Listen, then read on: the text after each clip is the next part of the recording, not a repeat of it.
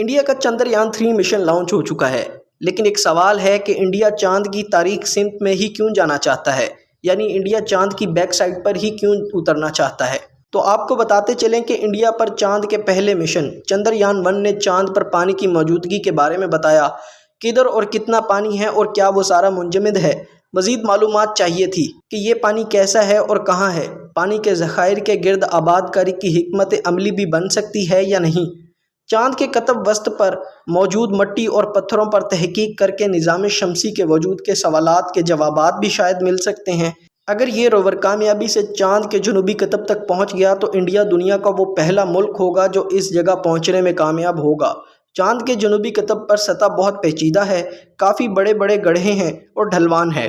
کچھ گڑھوں میں تو اربوں سال سے سورج کی روشنی بھی نہیں پہنچی، لہٰذا وہاں کا درجہ حرارت -203 ڈگری سینٹی گریڈ تک ہو سکتا ہے، جس کی وجہ سے وہاں آلات کو چلانا کافی پیچیدہ عمل ہوگا۔ یہی وجہ ہے کہ ابھی تک چاند پر جانے والے خلائی مشن چاند کے وسط کے قریب لینڈ ہوتے ہیں، کیونکہ وہاں سطح بہت مشکل نہیں ہے، آسان ہے اور درجہ حرارت بھی کام کرنے کے لیے بالکل ٹھیک ہے۔ چندریان 3 مشن اس لیے بھی اہم ہے کیونکہ چندریان 3 نہ صرف انڈیا بلکہ دنیا کے سائنسدانوں کے لیے بہت اہم ہے۔ ایک نیا لینڈر ان علاقوں میں بھیجا جا رہا ہے جہاں اب تک چاند پر کوئی نہیں پہنچا۔ اس کے ذریعے چاند کے بارے میں مزید تفصیلات جاننے کا موقع ملے گا۔ یہ علم چاند کے ساتھ ساتھ سیاروں کے لیے مستقبل کے مشنز میں بھی کارآمد ثابت ہوگا۔